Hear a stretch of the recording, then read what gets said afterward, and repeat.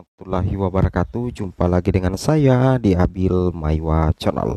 Jadi teman-teman, channel ini merupakan channel pendidikan tempat kita berbagi tentang aplikasi pendidikan, Microsoft Office, serta tips dan triks komputer. Jadi pada video kali ini teman-teman ya, kembali lagi admin akan mencoba mengupdate ya informasi terbaru seputar perkembangan P3K Guru formasi tahun 2023. Yang mana yang akan kami sajikan di sini adalah terkait dengan informasi penting ya untuk P1, P2, P3, langkah selanjutnya ya untuk P1, P2, P3, P4 setelah lulus seleksi administrasi P3K 2023. Baik. Tapi sebelum kita lanjut ya teman-teman, bagi rekan-rekan guru yang baru pertama kali menemukan channel ini, jangan lupa tekan tombol subscribe-nya dan aktifkan lonceng notifikasinya agar setiap hari Bapak Ibu bisa mendapatkan update informasi terbaru seputar perkembangan P3K Guru.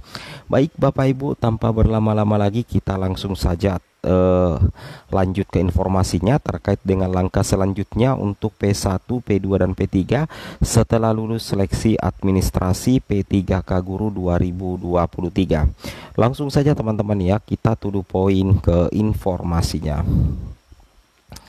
Jadi sebagaimana kita perhatikan teman-teman ya, baru-baru saja ya sudah ada pengumuman sebagian daerah yang sudah mengumumkan seleksi administrasinya di seleksi CASN 2023 atau di portal SSCASN, yang mana ini adalah salah satu contoh ya pelamar yang memposting di sosial media bahwa dirinya tidak lulus seleksi administrasi. Muncul notifikasi, mohon maaf Anda tidak lolos tahap administrasi karena belum memenuhi persyaratan administrasi instansi yang dilamar.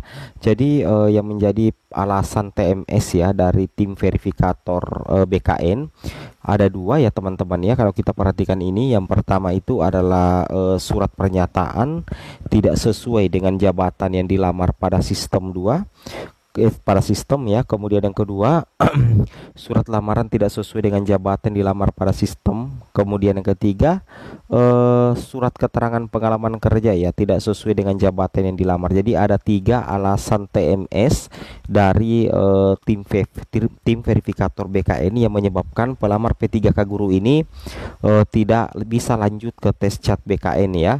Karena di sini surat pernyataannya tidak sesuai dengan jabatan dilamar, berarti itu murni kesalahan dari pelamar itu sendiri. Apakah ini bisa disangka teman-teman? Kalau misalkan poin 1, 2 dan 3 itu adalah sudah benar sebenarnya, cuman ada keteledoran sedikit dari tim verifikator, maka pelamar itu bisa melakukan sanggah.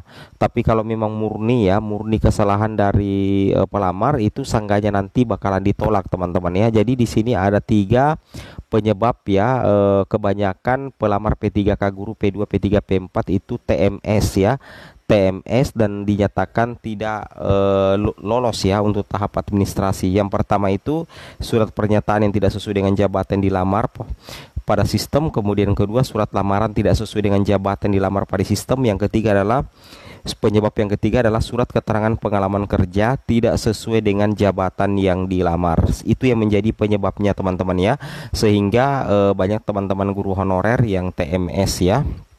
Oke, kemudian kita lanjut lagi teman-teman sekalian terkait dengan informasi ini. Ini penting teman-teman ketahui.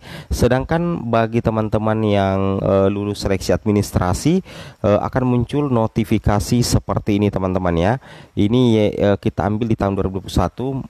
Akan sama teman-teman ya. Selamat Anda lulus tahap administrasi berkas. Alhamdulillah ya, kalau misalkan sudah dinyatakan lulus seleksi administrasi, maka kira-kira apa langkah selanjutnya ya, terutama bagi P2, P3 dan P4. Karena kalau P1 itu kan otomatis sudah lolos seleksi administrasi, tinggal menunggu penempatan sih ya. Oke.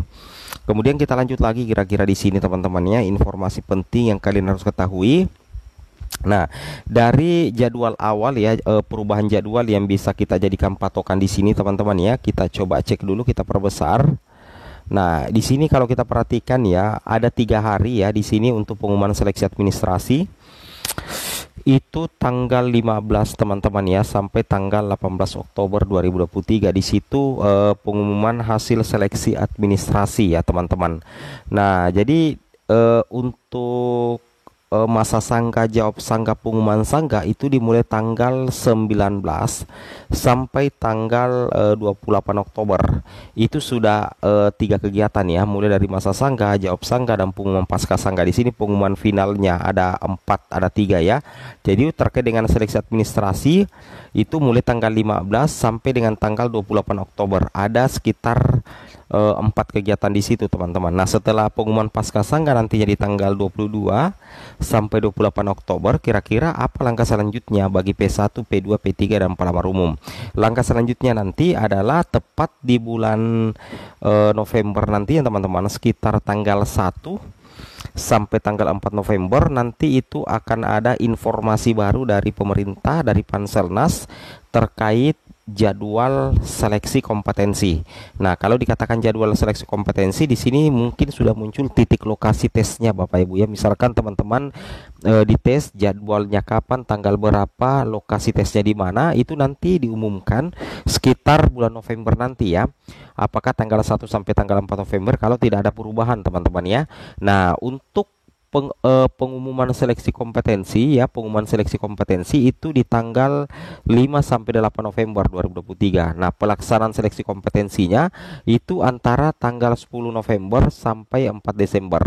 Jadi di bulan November nanti teman-teman ya, bersiap-siap bagi pelamar P3K guru baik P2, P3 dan pelamar umum untuk ikut di tes CAT BKN ya, tes seleksi kompetensi.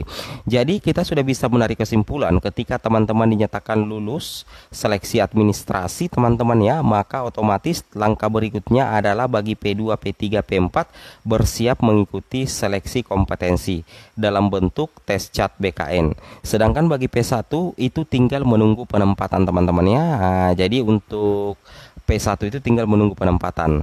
Di sini kita bisa lihat ya, untuk P1 atau guru lulus passing grade itu tersisa sebenarnya 62.546 teman-teman ya. Tapi kemungkinan yang bisa diangkat ya tahun 2023 ini sekitar 50.000 ya. Yang 12.000-nya nanti itu mudah-mudahan bisa diakomodir nanti di tahun 2024 untuk P1 ya. Jadi P1 itu tinggal menunggu penempatan ya, tidak ada tes status lagi teman-teman ya. Aman sih ya untuk P1, mudah-mudahan bisa lolos ya. Amin ya. Amin amin. Kemudian untuk P2 dan P3 di sini sudah ada informasi langsung dari BKN juga.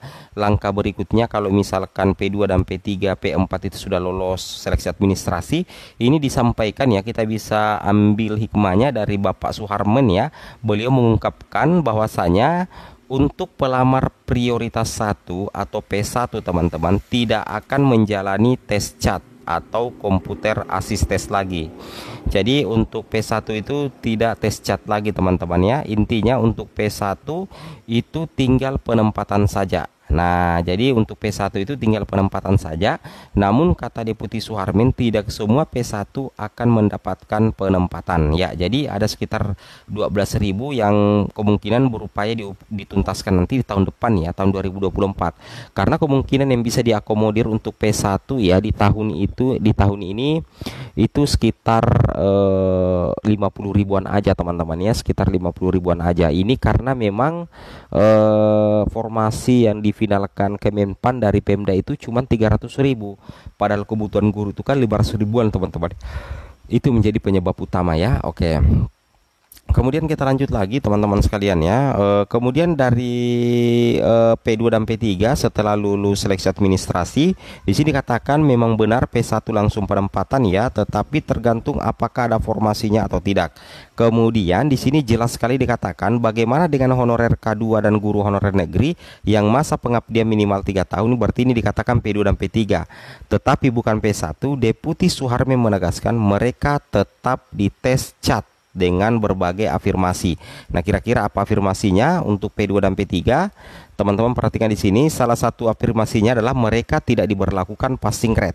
Begitu nilai keluar, maka kelulusannya berdasarkan ranking. Ya, jadi setelah lulus seleksi administrasi, maka P2 P3 akan mengikuti seleksi kompetensi. Yang mana seleksi kompetensi berbasis CAT BKN itu tidak diberlakukan passing grade atau nilai ambang batas ya. kalau P4 kan diberlakukan. Jadi misalkan nilai P2 dan P3 itu sudah keluar, maka kelulusannya itu berdasarkan ranking. Nah, jadi itu berdasarkan Kepmenpan RB nomor 649 ya teman-teman, tahun 2023. Semoga bermanfaat ya. Assalamualaikum warahmatullahi wabarakatuh.